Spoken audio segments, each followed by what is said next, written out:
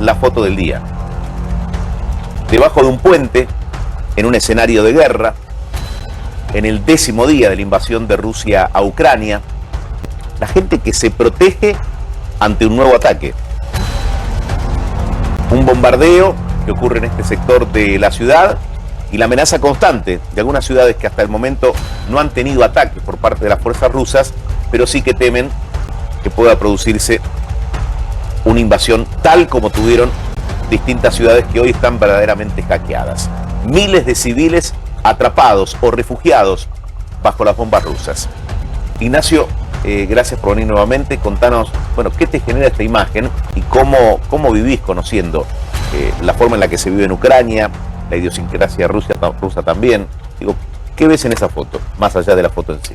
Yo lo que veo es mucha incertidumbre, porque si en un momento Vladimir Putin habló de una operación especial de desmilitarización con únicamente objetivos militares, eso claramente no se está cumpliendo. La semana pasada el ministro de Defensa, Sergei Shoigu, dijo que Ucrania podía estar escondiendo arsenal, que podía estar escondiendo distintos tipos de armamento en zonas civiles y que de esta forma obligaba a Rusia a atacar esas zonas civiles. Eso significa que Rusia va a atacar cualquier cosa, cualquier ciudad. En principio yo creo que Rusia va a limitarse a las ciudades al este del río Dnieper, más allá de Kiev, que está partida por este río, pero no creo que llegue a Lviv, por ejemplo, sí, que está en el extremo occidental. Tenemos la ayuda de un mapa que enseguida lo vamos a poner en imágenes, para entender un poco más, ¿no? Según la zona, cuál es el nivel de conflictividad y cuál es la estrategia también de Rusia, que desde lo que dijo Vladimir Putin, que las sanciones de Occidente son como una declaración de guerra a Rusia, entendemos que se puede producir un quiebre, ¿no? En lo que, bueno, todos esperamos que sea una carta de solución al conflicto, las reuniones del próximo lunes o la mediación de Israel. ¿Cómo lo observas? Yo creo que lo que dijo hoy Putin respecto a las sanciones no es para tomar demasiado en serio. ¿Por qué? Porque a Rusia no le interesan las sanciones. Rusia sabía que se iban a venir estas sanciones.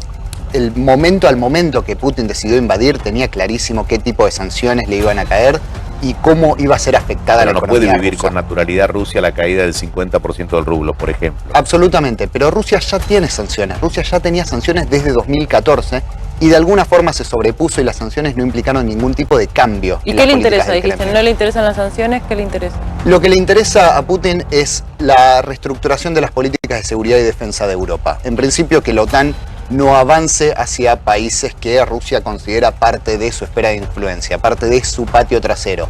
Ucrania es el momento en este momento, pero podría ser otro país, podría ser tranquilamente Georgia, podría ser tranquilamente Moldavia, aunque son países mucho más chicos y mucho menos relevantes que Ucrania.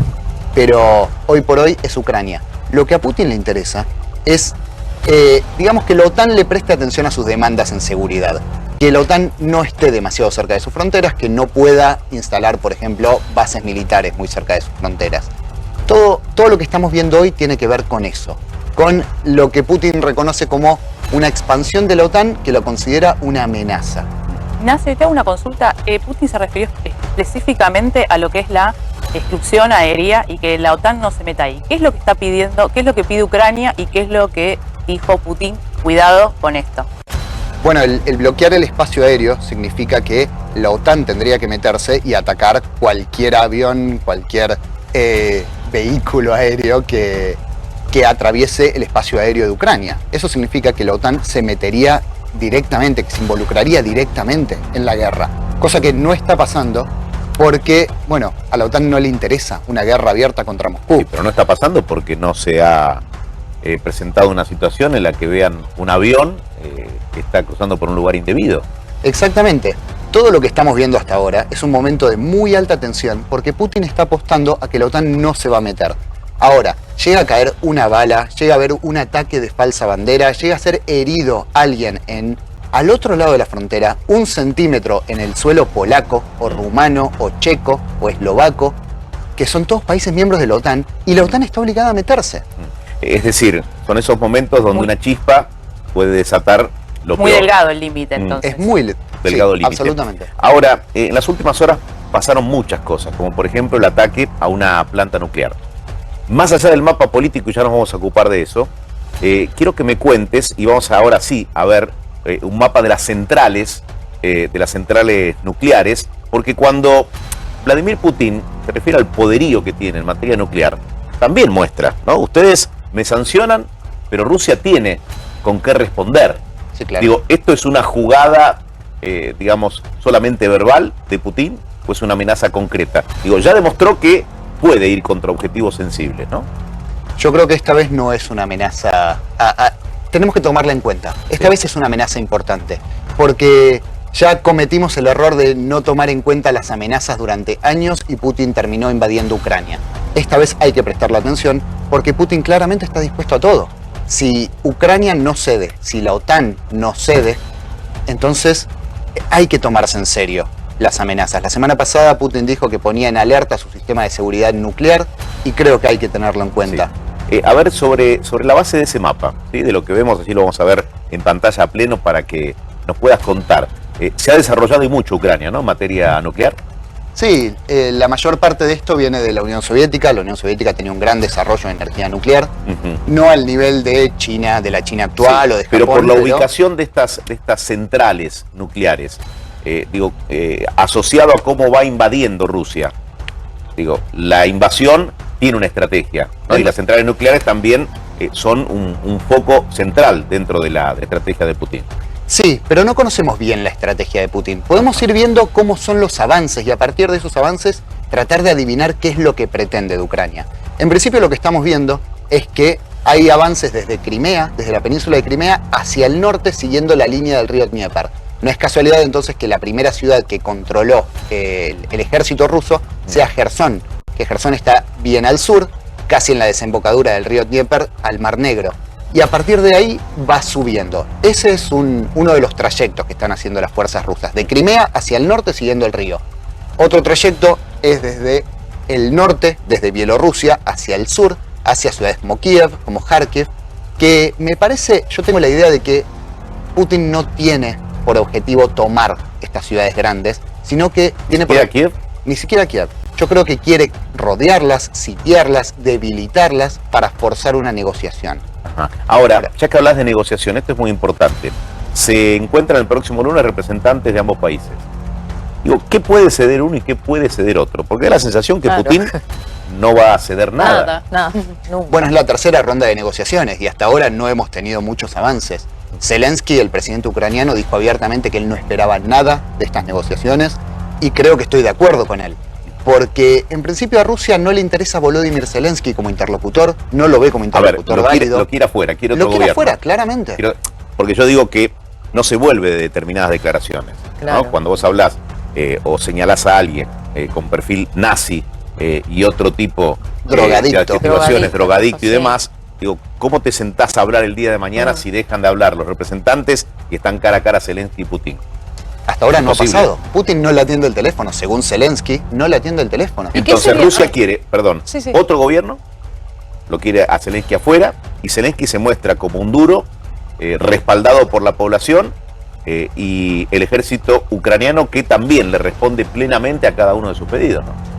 No sé, no estoy tan de acuerdo con eso, ¿Por qué? porque la semana pasada Putin habló abiertamente, dijo explícitamente que quería un golpe de Estado, que las Fuerzas Armadas ucranianas tomaran el poder.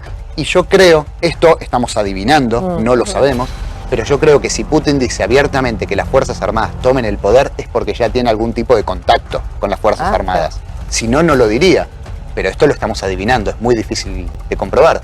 El punto central, de todas formas, no es solamente Zelensky en el poder, sí, o Zelensky en el poder, no. El punto central es que desde 2014 en Ucrania no existen partidos cercanos políticamente a Rusia. Sí. Existe un partido que se llama Por la Vida, plataforma opositora, pero el líder de este partido está preso. Es Está decir, que preso. si no es Zelensky, ¿quién podría ir entonces? ¿Quién Las podría? Fuerzas Armadas, no hay otra, No hay otra. no hay otra alternativa, porque el único líder de un partido más o menos prorruso está preso. Claro. Por eso ¿Qué sería Putin- una posible solución? Porque lo único que... Para Rusia está uno claro que se escucha- vaya el presidente Claro. actual. Sí, pero no basta con eso, porque lo que le interesa a Rusia es que Ucrania no se le aleje demasiado. Yo preveía en algún momento que la estrategia de Putin, que insisto, la estamos adivinando, se asemejaba a lo que pasó en Georgia en 2008.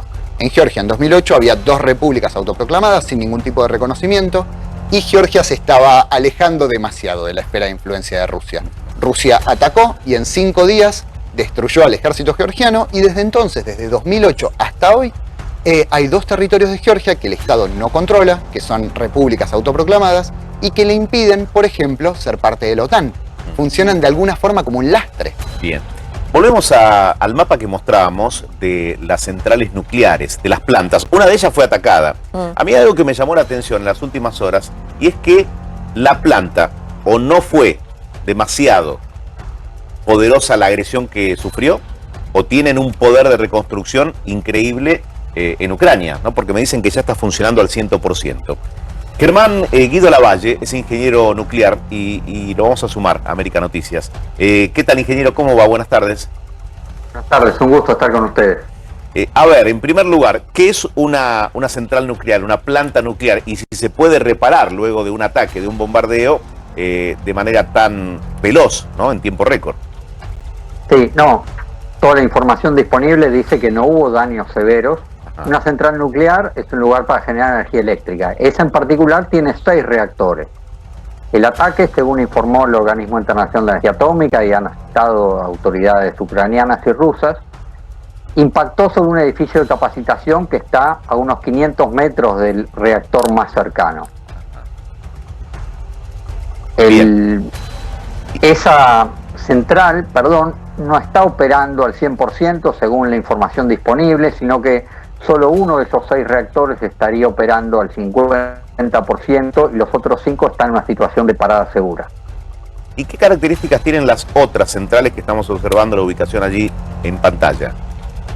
Bueno, son todas muy parecidas. Como bien decían recién, fueron todas construidas en épocas de la Unión Soviética por los rusos. Estos son centrales de agua a presión, las que hay en Zaporizhia, son buenos reactores, son diferentes, que es lo que habitualmente se pregunta de los que están en Chernobyl, son más seguros, no tienen grafito, tienen edificio de contención.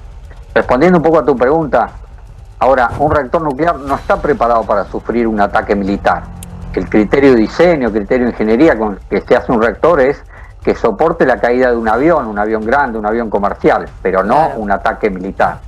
Entonces, un ataque realmente sobre los reactores podría generar reactores apagados. Hay que entender que si impacta un misil sobre un reactor, eso no produce una bomba atómica. Un reactor no puede convertirse en una bomba porque un reactor nuclear es como una bomba diluida, llamémosle. Si el uranio de una bomba tiene que estar al 99%, en un reactor está al 3%, como que está diluido. Entonces eso no puede dar lugar a una explosión atómica.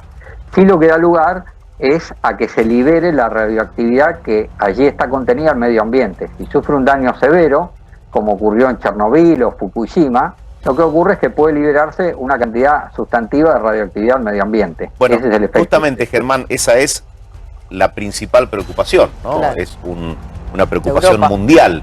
Digo, ¿cuáles son los daños que pueden surgir a partir de un posible futuro bombardeo a otra central o este último? Digo, si puede haber algún residual de ese daño. Sí, efectivamente, la situación que puede darse de sufrir un bombardeo, una central nuclear, quizá es análoga a la que ocurrió en Chernobyl. Una liberación importante de material nuclear llevó a que hasta el día de hoy la central de Chernobyl está rodeada por un cerco de 10 kilómetros de diámetro, en lo cual no se puede ir a vivir. Yo estuve allí hace unos años.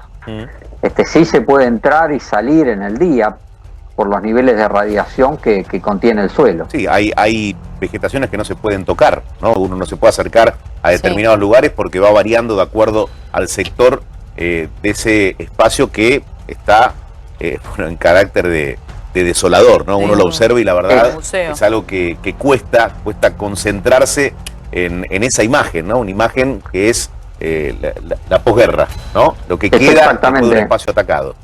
Sí, es exactamente así. En ese perímetro que mencionábamos hay material radioactivo disperso en toda esa zona sin que se tenga un mapa preciso de dónde hay más o menos radiación. Entonces,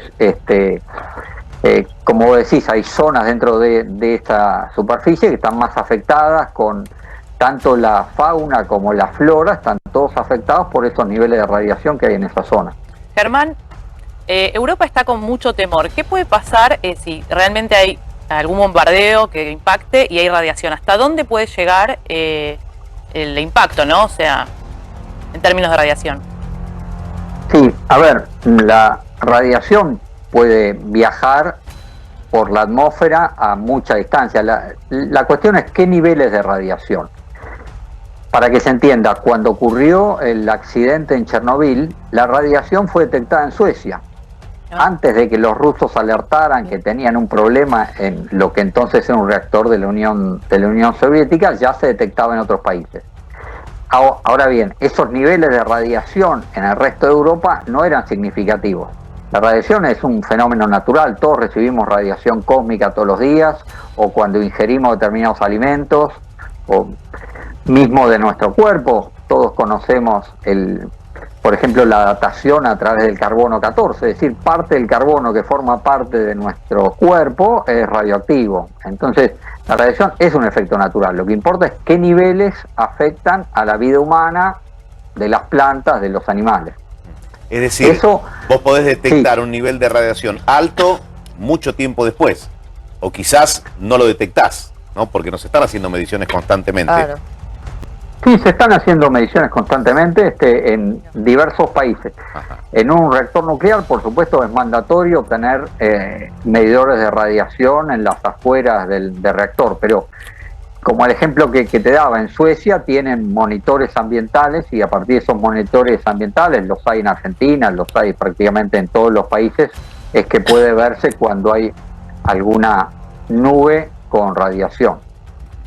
Germán, ¿y la explosión afectaría entonces, mi pregunta iba a esto, ¿afectaría solo a Ucrania o se esparciría al resto de los países que son limítrofes o más allá incluso? Si hubiera. Se esparciría más allá de los países limítrofes, pero en niveles cada vez menos impactantes sobre la vida.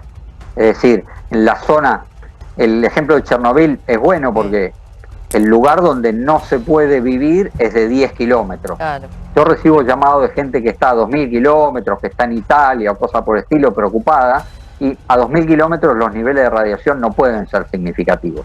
Creo que ha habido un poco de exageración de parte de algunas autoridades ucranianas al decir que esto puede ser 10 veces peor que Chernobyl. ¿Hay una y al sobreactuación decir que había que evacuar en toda esas Europa. declaraciones? ¿Perdón? ¿Hay una sobreactuación en esas declaraciones? Sí, probablemente sí. Pero Sí. No, pero esto que dice Eduardo, digo, una sobreactuación, pero contando que hay 4. Nosotros estamos contando acá 4, ¿no? De esas bases, porque la quinta 4 sería de esas Chernobyl. centrales. Claro, de esas centrales, la quinta es Chernobyl, que no está activa. Digo, aún con esas 4, porque no hablamos de solo un ataque, sino digo a las 4. Si las 4 sufrieran algún daño, ¿ni siquiera eso alcanzaría al resto de Europa? Ahí vamos.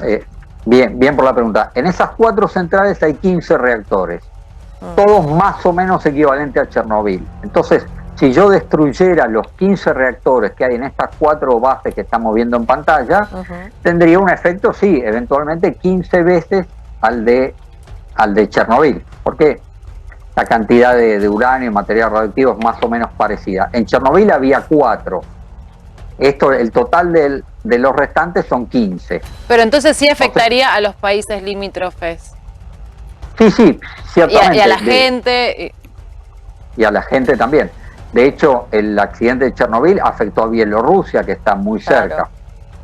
Kiev está a unos 200 kilómetros, yo hice ese trayecto en auto, y en Kiev no hubo niveles de radiación significativos.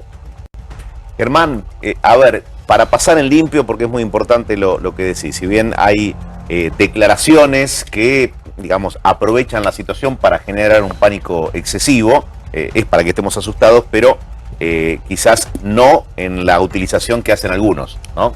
Utilización de los hechos que pasaron. Bueno, básicamente Estados Unidos, la Unión Europea y China son los países que no quieren involucrar, unificar a... Esperamos que se calme, que baje el nivel de conflicto y que en ningún caso intervengan explosivos nucleares dentro de este conflicto. Bien, ¿qué otras naciones son poderosas en materia nuclear y hasta el momento se han mantenido moderadas o no hablaron?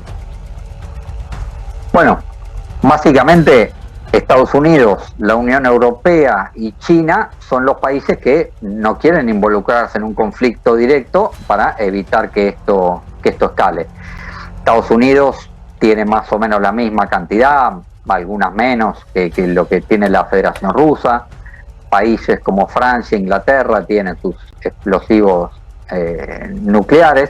Lo mismo ocurre con China, y hay otros países, Corea del Norte, India, Pakistán, que han desarrollado ese tipo de artefactos. ¿Corea del Norte? Corea del Norte, efectivamente. Corea del Norte hizo un programa clandestino a partir de un reactor que tenía allí y se entiende que más o menos 20, 30 explosivos nucleares, pero es muy peligroso porque ha sido desarrollado de manera clandestina y en manos de quién está, ¿no es cierto? Germán, muchísimas gracias por haber hablado con nosotros, muy interesante escucharte. A ustedes. A ver, Ignacio, ayúdanos a graficar bien lo que está sucediendo en el terreno, en Ucrania. ¿Conoces Ucrania? ¿Estuviste mucho tiempo y en qué circunstancias? Estuve cubriendo la guerra, justamente, especialmente del lado separatista, pero trabajé a los dos lados de la línea de contacto. ¿Qué significó eso? Digo, profesionalmente, pero también por cómo se vive una instancia de guerra ahí en Ucrania. Significó ver la polarización de identidades, que Ucrania no tiene una identidad única y no tiene un camino a seguir único. Hay distintas identidades que son realmente muy polarizadas. En aquel momento vos veías una división. Sí, y cada vez más. Y cada vez más. Sí. Es decir, hoy está mucho más pronunciada. Es decir, sí, hay posiciones pro-ucranianas y otras pro-rusas. Sí, pero también es cierto que la visión pro-ucraniana se masificó a partir del inicio de la guerra.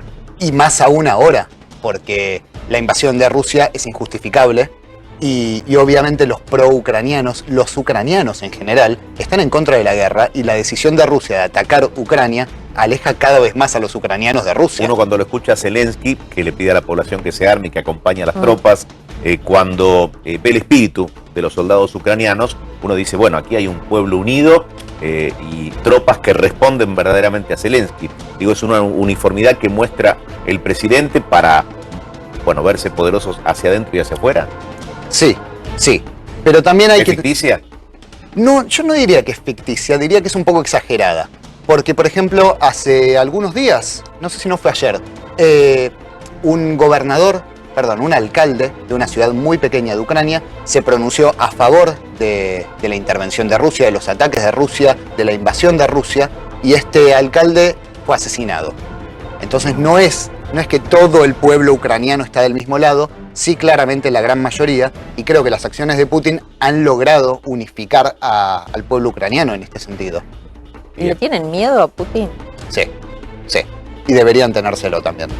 Putin es un líder muy fuerte que, como decía el entrevistado, tiene 6.000 bombas nucleares. Por supuesto que hay que tenerle miedo, porque además de ser fuerte, además de estar muy armado, es un líder muy ambicioso. Parece que no tiene límite. Parece que no tiene límites. Pero tiene que que no ver daría su marcha origen atrás. también, el origen de la KGB y toda esa historia. Digo, su historia le pesa en el sentido, por eso ese temor de que saben que puede llegar a mucho. Él en la KGB nunca tuvo demasiado peso, no era un agente particularmente relevante. Él se hizo importante desde San Petersburgo, cuando fue primero vicealcalde de San Petersburgo, fue escalando desde ahí. A mí no me parece relevante su antecedente en la KGB, más allá del entrenamiento, que sí, es muy importante. Eso sí. Eso sí es muy importante porque significa que sabe negociar, sabe hablar, sabe mentir muy bien. Eso lo tiene muy claro. Pero no tiene absolutamente nada que ver con el comunismo. Hay que dejarlo en claro eso. Putin no aspira a una Unión Soviética 2.0. Lo que sí aspira, yo creo que tiene más conexión con el Imperio Ruso que con la Unión Soviética. No es casual que en los últimos años se haya acercado tanto a la Iglesia Ortodoxa rusa, que lo más conservador, lo más nacionalista de Rusia se le haya acercado tanto a él. Él es un líder nacionalista, es un líder muy fuerte que reivindica mucho más al Imperio Ruso que a la Unión Soviética. Lo único que toma de la Unión Soviética es su papel de potencia. Porque claro, cuando existía la Unión Soviética era un mundo bipolar, de Guerra Fría, y ese rol Rusia ya no lo ocupa. Rusia puede ser una potencia militar, puede ser una potencia en términos bélicos, pero Rusia no es una potencia económica, no está entre las 10 economías más grandes del mundo. Hay que tenerlo en cuenta eso. Entonces, Sí, cuando pero tiene otro tipo de poder. tiene otro Claro. tipo de poder, sí, Te pero pone no ahí. es Alemania, no es China, no es No, Japón, está no es bien. Estados Unidos. Mirar estas imágenes. Quiero escuchar también lo que está sucediendo porque es una movilización importante y no es una marcha más. ¿Por qué digo esto? Porque es una marcha en la que se escucha decir: Zelensky es nuestro presidente, Putin, andate de acá. Eso gritan los manifestantes con el contexto de una guerra como la que estamos viviendo entre Rusia y Ucrania, donde el mundo también está pendiente de lo que sucede. Esta masiva marcha desafió al ejército ruso en Gerson, la primera ciudad que cayó ante la fuerza de Vladimir Putin. Hablaros de Gerson, Ignacio. Kherson, exactamente, es una ciudad bastante grande, de poco más de 1 millón de habitantes, que está muy cerca de la península de Crimea, está casi en la desembocadura del río Dnieper al Mar Negro. Es una zona donde se habla predominantemente ruso, igual que en casi todo el sur de Ucrania y en el este de Ucrania, pero lo que vemos claramente es que buena parte de la población no está a favor de esta invasión. A ver, Rusia puede controlar militarmente distintas ciudades, puede tomar los ayuntamientos, puede tomar las gobernaciones, pero otra cosa es tomar una sociedad. Y Ucrania lleva 8 años en guerra y ya le tomaron... ¿Guerra de qué tipo? Bueno, según Rusia es una guerra civil. La guerra del Donbass, que inició en 2014 y que yo considero que terminó el 24 de febrero pasado, esta guerra para Rusia era una guerra civil, porque enfrentaba al gobierno ucraniano contra grupos rebeldes, insurgentes, terroristas, como lo llamó el Estado ucraniano. Y para Ucrania siempre se trató de una guerra contra Rusia, porque Rusia invadió y Rusia ocupó territorio ucraniano. Yo considero que esta guerra terminó porque oficialmente Rusia siempre negó su involucramiento en esta guerra. Siempre dijo que no tenía absolutamente nada que ver, más allá de que todos sabemos que envió soldados, que envió armas, que bajó directivas, que controló esta guerra y que sin Rusia la guerra hubiera terminado el mismo 2014. Pero creámosle, digamos que es debatible en el peor de los casos. Esta vez, a partir del 24 de febrero, no hay ningún debate. Rusia está metido en una guerra contra Ucrania, por eso considero que es una guerra distinta. Pero Ahora, esa movilización detiene el avance sobre cualquier ciudad. Digo, si vos tenés una marcha numerosa en la que la gente, más allá de lo que manifieste, Putin, andate de acá, digo, es una marcha que detiene cualquier tipo de bombardeo. Digo, Pero- es un Mira, escándalo. esperemos. Claro, Digo, es sería un escándalo. un escándalo que merece una respuesta internacional si ocurriera un ataque en medio de una marcha. sí, por supuesto. Pero, a ver, consideremos, por ejemplo, la invasión a República Checa del 68. Cuando la Unión Soviética invadió República Checa y atacó con tanques y se llevó puestos a todos los civiles que tenía por delante. Ok, Putin no es la Unión Soviética, pero hay que tener en cuenta ese tipo de antecedentes. Y el tanque que veíamos el sábado pasado, ¿te acordás? El tanque que pasó arriba del auto, Arriba que del le pasó vehículo. sin ningún Bueno, tipo... ellos dicen que era de Ucrania. Bueno, sí, pero más hay allá, un de, tipo más de- allá de quién era, fue claramente un accidente. Y- Se ve que eso no es a propósito. sí. ¿Tenemos O sea, guerra para rato? Sí, sí. Por cómo viene la mano. Yo le tengo mucha fe a Bennett, a Naftali Bennett, el primer ministro o sea, mediador, la gestión como que ha iniciado mediador. viajando a Moscú, Sí. especialmente para encontrarse Mirá. con Putin. Yo le tengo mucha fe ¿Por qué? porque Israel tiene muy buena relación con Rusia, tiene muy buena relación con Ucrania. Hay muchos inmigrantes rusos y ucranianos viviendo en Israel, pero Israel además tiene muy buena relación con Estados Unidos y no es miembro de la OTAN. Si fuera miembro de la OTAN, no podría negociar. Por eso descartamos a Francia, a Alemania, al Reino Unido, al mismo Estados Unidos, pero Israel no. Incluso también descartaría a Turquía, porque es miembro de la OTAN y porque Erdogan y Putin tienen su pequeña competencia de expansión, si se quiere, imperialista. O sea, a seguir de cerca lo que pueda trascender del contenido de esa reunión de 3 horas que mantuvieron Bennett y Putin en Moscú. Digo, Sí. es un viaje, alguien que se toma un avión con todas las medidas de seguridad, porque nadie, absolutamente nadie, sabía de esa gestión. Y no es menor que haya sido un sábado Y también. no es como- menor que haya sido un sábado en la previa de lo que van a ser otro tipo de negociaciones, ¿no? El tercer capítulo de las conversaciones entre los delegados que vos decías, hasta el momento no ha dado ningún tipo de resultado positivo. Ningún tipo. Ignacio, muchísimas gracias por haber venido. Un placer.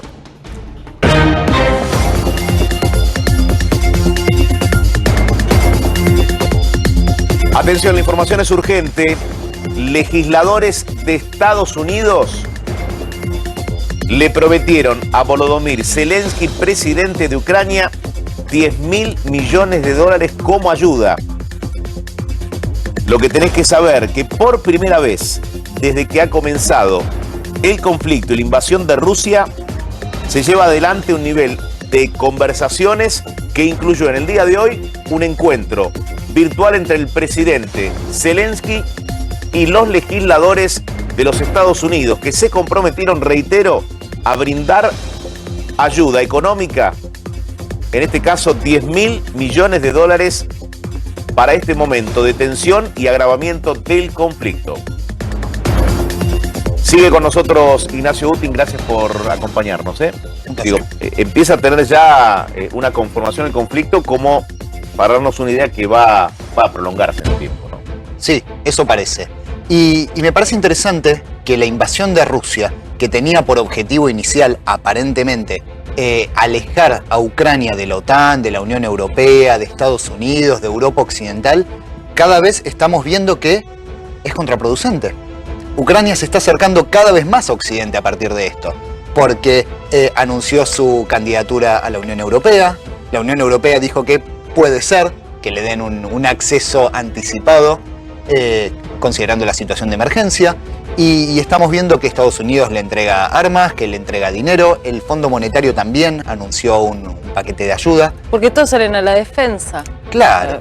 Entonces, Ucrania, si Rusia pretendía que Ucrania se le acercara cada vez más y se alejara cada vez más de Occidente... El tiro fue en dirección inversa. Exactamente, y no solo Ucrania. Vemos también a Finlandia, a Suecia, a Suiza, países tradicionalmente neutrales que se están acercando cada vez más. Vuelvo a preguntarte, y ante este efecto no calculado, es un efecto que aparentemente no había contemplado Rusia. Aparentemente. ¿Qué puede pasar?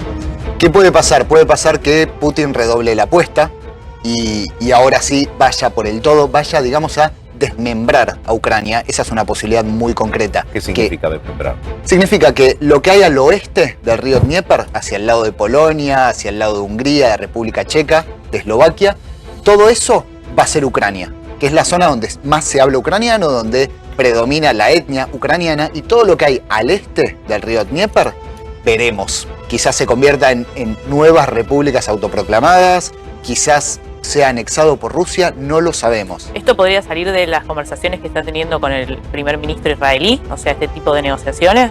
Seguramente, sí, seguramente. En principio, a lo único que tiene que aspirar el primer ministro de Israel, Bennett, es a un cese al fuego. Después todo lo demás lo negociamos. Pero el punto central en este momento es un cese al fuego. No se puede negociar otra cosa. Todas las demandas de Rusia, todas las demandas de Ucrania no importan en este momento. Lo único que importa es lograr un cese al fuego, que Rusia deje de atacar. ¿Y lo ves factible? O sea, que haya un cese al fuego a partir de estas negociaciones. Lo veo factible que se comprometan a un cese al fuego. Veo menos factible que se cumpla ese cese al fuego. Bueno, el corredor humanitario no se Claro, el cumplió. corredor humanitario, eso iba a decirte. Qué La difícil. dinámica que se está dando no solamente de lo que observamos que ocurre en el escenario de la guerra, como también en todo el mundo, lo verás por el nivel de información que le vamos sumando. Atención con esto. Hay una convocatoria de la Embajada de Ucrania en la Argentina.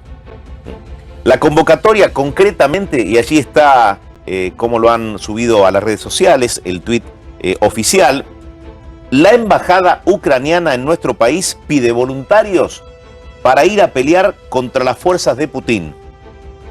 El voluntariado fue publicado en las cuentas oficiales de la Embajada, también aceptan donaciones y otro tipo de ayuda, algo que ya se venía dando en este inicio del conflicto. Con el avance de las tropas rusas sobre el territorio ucraniano y el latente temor a una destrucción total de la nación, la Embajada de Ucrania, reitero, abre una convocatoria para que voluntarios argentinos se alisten para ir a luchar por el país en la guerra contra Rusia. Ponen una dirección de correo. Para que Bueno, ya le había pedido a los europeos que vengan a ayudar y que se alisten y que empiecen a formar parte de las Fuerzas Armadas, pero bueno, los argentinos, no sé qué tipo de recepción. Sí, bueno, allí El ves tuit cómo se dice- completa, ¿no? Más allá del tuit que dice, Pri. Estimados amigos, para consultar el tema de voluntarios, de voluntariado, por favor escribir al correo, dan la dirección de correo. Estamos conmovidos y sumamente agradecidos por su apoyo. Bueno, y vemos un flyer, ¿no? Que ilustra este posteo con, Ayudar ante la agresión. digo, la con guerra un rusa. soldado portando armas, Claro. ¿no? Esta es la convocatoria. esto marca también el tono en el que Ucrania quiere que salga el conflicto hacia el mundo. Sí. Ayer, entre las diferencias, cuando la voz de la Embajada de Ucrania aquí en Argentina salió a hablar, Sí. a ver, las diferencias son tantas que dicen, por favor, mencionen a la capital ucraniana como Kiev. Porque cuando uno dice, y uno aprende todos los días, Kiev es la forma en la que denominan a la capital ucraniana desde Rusia. Desde Rusia. Exactamente. Hasta en ese nivel de detalles Sí. empieza a estar todo, entendiendo, bueno, que uno puede desconocer algo, pero lo incorpora automáticamente, ¿no? Sí, casi todas las ciudades de Ucrania tienen dos nombres, un nombre ucraniano y un nombre ruso. Pero no son dos nombres, sino otro tipo de pronunciación. No, no necesariamente. A A veces son nombres distintos porque son dos idiomas distintos, aunque sea la misma palabra. Kiev y Kiev son muy parecidos, Kharkiv y Kharkov son muy parecidos, pero en algunos casos son nombres completamente distintos porque son nombres que vienen de la etapa soviética. Durante la Unión Soviética se le cambió el nombre a muchas ciudades. Por ejemplo, Donetsk, esta ciudad de la que tanto venimos hablando en el este de Ucrania, en algún momento durante la Unión Soviética se llamó Stalino, ciudad por Stalin. Ah, totalmente distinto. Completamente distinto. Después volvió a Donetsk y especialmente a partir de 2015, cuando Ucrania inició lo que llamó un proceso de descomunización, distintas ciudades recuperaron el nombre que tenían antes de que Ucrania formara parte de la Unión Soviética, digamos su nombre original, mientras que en ruso se mantiene el nombre de la etapa soviética. Entonces a veces son nombres muy parecidos, en distintos idiomas, pero muy parecidos, y a veces son completamente distintos. Aquí estoy observando que las tropas rusas ya rodean Kharkov, decime si pronuncio algo indebidamente. Kharkov sería en ruso. Sí, y si no, Y Kharkiv en ucraniano. bien. Chernihiv, Chernihov en ruso. Chernigov, Mariupol, Mariupol, una ciudad que es muy justamente importante. una ciudad Sí. en la que Importante. Y va a debió estar el haber corredor. existido hoy Sí. un corredor humanitario, Exacto. que se acusan tanto Rusia como Ucrania de no haber propiciado las condiciones como para que esto surja, ¿no? Sí, es una ciudad a la que hay que prestarle ¿Por qué es mucha tan atención. importante Mariupol? Mariupol es la ciudad más grande del Donbass, de la región oriental de Ucrania, que permanece desde 2015 bajo control ucraniano. Es la ciudad más grande de la zona que no está bajo control separatista. Pero además es un puerto muy importante en el mar de Azov, y además, como si fuera poco, es la sede del batallón Azov, que es un batallón muy grande y particularmente famoso porque usa simbología neonazi abiertamente. Mira. Es un batallón particularmente salvaje. Estas cosas no debería decirlas en televisión, pero publican abiertamente en sus redes sociales fotos de soldados torturados, de soldados decapitados, de soldados muertos en general. Pero Lo eso hacen es abiertamente. real, digo. Absolutamente. Sí, O absolutamente. sea, donde no existen límites. No existen límites. Por eso, las batallas por Mariupol, donde tiene su sede este batallón que forma parte de las Fuerzas Armadas ucranianas y que es una ciudad muy importante para los separatistas, las batallas van a ser particularmente salvajes. Son Por eso se ucranianos. pedía el corredor para que también los civiles puedan salir y no estar en Exactamente. el medio de todo eso. Exactamente. Digo, son ucranianos. El batallón El Azov, batallón este que vos es decís, ucraniano. nazi, son Sí. ucranianos. ultranacionalistas, sí. Ultranacionalistas y con una preparación especial son Claro. denominadas fuerzas de élite, o simplemente ese no límite los hace especialmente peligrosos. Tienen su propia preparación. De hecho, el batallón Azov, igual que muchos otros batallones, Aidar, por ejemplo, Dnipro, por ejemplo, son batallones que se crearon al principio de la guerra como fuerzas paramilitares, con su propia financiación, con su propio armamento, con su propia preparación, y de a poco la gran mayoría de estos grupos paramilitares se fueron incorporando al ejército regular. Hay algunos que no, que nunca lo hicieron. El más famoso que nunca lo hizo se llama Pravi Sector, sector derecho en castellano, que llegó a tener 10.000 miembros y su propio campo de entrenamiento. De hecho, tenía una suerte de colonia de vacaciones para chicos que recibían entrenamiento militar. ¿Y hoy ¿Qué se Putin? supone? Perdón, Sí, antes que digo, ¿qué se supone ese grupo hoy? ¿De qué lado está? Del lado ucraniano, absolutamente. ¿Y qué está Absolutamente. haciendo? O sea, está participando, digamos, se unió a todos los que están en la guerra. Sí, y lo que está haciendo en este momento es controlar Mariupol, controlar este puerto tan importante. Defenderla, decís vos. Defenderla. El problema es que Mariupol en este momento está rodeada. Por eso querían habilitar el corredor humanitario, Humanitario. pero se acusaron mutuamente de violar el cese al fuego. Entonces nadie puede salir y Mariupol es una cárcel. ¿Y el corredor humanitario era ahí específicamente por algo o se puede llegar a hacer pero a otro nivel en otra ciudad? Sí, se plantearon esta semana en los acuerdos, en las reuniones de negociaciones que hubo en Brest, en Bielorrusia, se planteó que hubiera corredores humanitarios y cese al fuego temporal en distintos puntos. Pero Mariúpol es particularmente importante, porque hoy por hoy está rodeada. ¿Quién es el primero que viola el corredor humanitario? Es una muy buena pregunta. Se acusan mutuamente y es muy difícil saberlo. Rusia acusa al batallón Azov, el batallón Azov acusa a Rusia.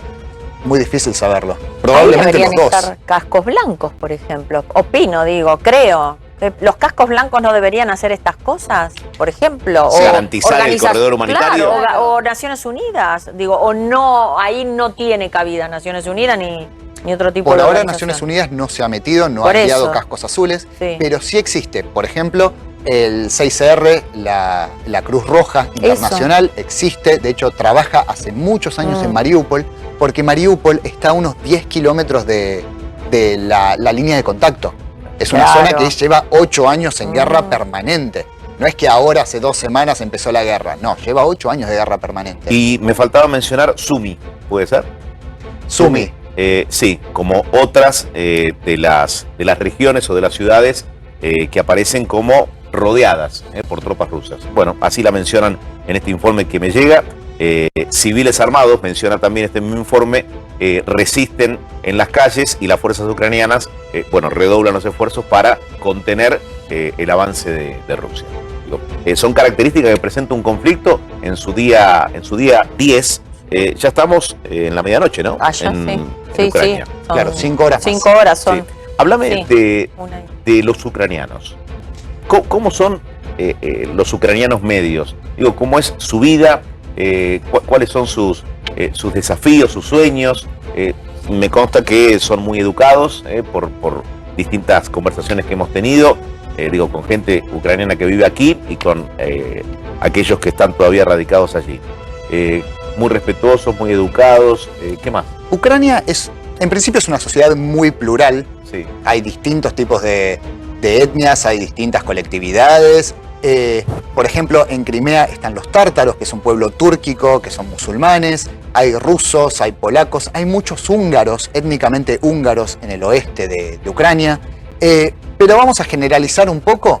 La sociedad ucraniana es una sociedad en transición. ¿Qué quiero decir con esto? Que tiene muchas características que vienen de la Unión Soviética. Por ejemplo, en el deporte, eso se ve muy claro en el deporte, del tipo de deportes que son populares en Ucrania, por fuera del fútbol, que es popular en todos lados. Sí. Y la cultura misma, el la ballet, cultura, ¿no? exactamente, la música. Sí. Pero también digo que es una sociedad en transición, porque Ucrania es independiente desde hace 30 años, poco más de 30 años, desde 1991. Y hay una generación nueva que no vivió la Unión Soviética y que mira hacia Occidente, porque ahora las fronteras están abiertas, porque desde 2017 los ucranianos no necesitan visa para entrar a la Unión Europea, porque pueden formar parte del programa Erasmus, este programa de Europa para que los estudiantes viajen a otros países. Exactamente. Y hay una apertura que es relativamente nueva. Claro. Estamos hablando de menos de 30 años. Entonces, hay una sociedad en transición que está intentando de alguna forma lidiar con su propio pasado. A mí eso me parece particularmente importante, porque este periodo de descomunización, este proceso de descomunización del que hablaba antes, tiene mucho que ver con eso, con cómo se mira el pasado. No solo a la etapa soviética, no solo a la etapa en la que Ucrania formó parte de la Unión Soviética, sino también qué pasó con Ucrania durante la Segunda Guerra Mundial. ¿Qué pasó con Ucrania en ese periodo entre 1918 y 1920, que fue de una cuasi-independencia? Que sí, fue independencia formal, pero Ucrania estaba en un periodo tan caótico que ni siquiera se puede contar como independencia. Eso a mí me resulta particularmente interesante, porque por ejemplo, en el proceso de descomunización, oficialmente, esto no es cierto, pero oficialmente, según el Estado, se desmantelaron todos los monumentos a Vladimir Lenin que existían en Ucrania. Esto no es cierto, existen monumentos, por ejemplo, en Crimea, por ejemplo, en el Donbass, en los territorios no controlados por el gobierno, pero oficialmente se desmantelaron todos los monumentos. Y eso es algo muy simbólico. Es una vuelta de página y decir, nosotros no tuvimos nada que ver. Que es un poco la misma lógica que tienen los países bálticos. Estonia, Lituania y Letonia dicen que ellos fueron ocupados por la Unión Soviética, nunca fueron parte de la Unión Soviética. Ignacio, enseguida me gustaría que repasáramos el número de muertos en esta guerra. Porque ¿a quién creerle cuando te hablan de 10.000 soldados muertos, cuando te hablan de una cifra, la verdad, irrisoria de civiles fallecidos? Cuando vemos los cruentos combates, la manera en la que nos consta que en algunas ciudades están luchando cuerpo a cuerpo, y también los bombardeos, ¿no? Edificios que quedan completamente devastados. Y también el poder que tiene Zelensky hoy. ¿Cómo llega a la presidencia y quién es Zelensky hoy? ¿Qué puede ser Zelensky mañana también? Enseguida lo desarrollamos.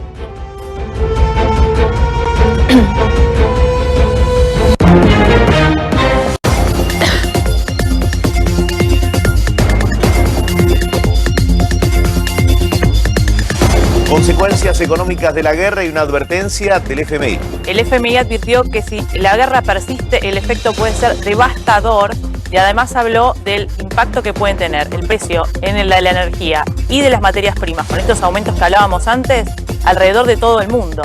Esto es lo que están hablando, y están hablando de consecuencias importantísimas para el mundo entero. Entonces dijo, devastador, daños muy severos. Si el conflicto se prolongara. Sí, igual ya estamos viendo que tanto el trigo como la energía están subiendo y que eso ya se está viendo.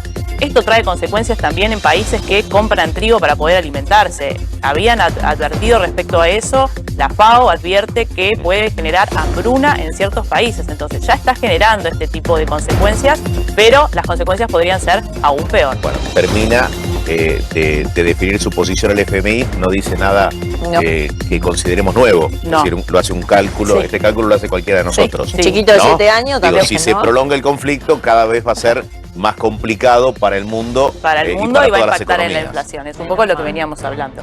Gracias, Mariana. Pausa breve, ya volvemos.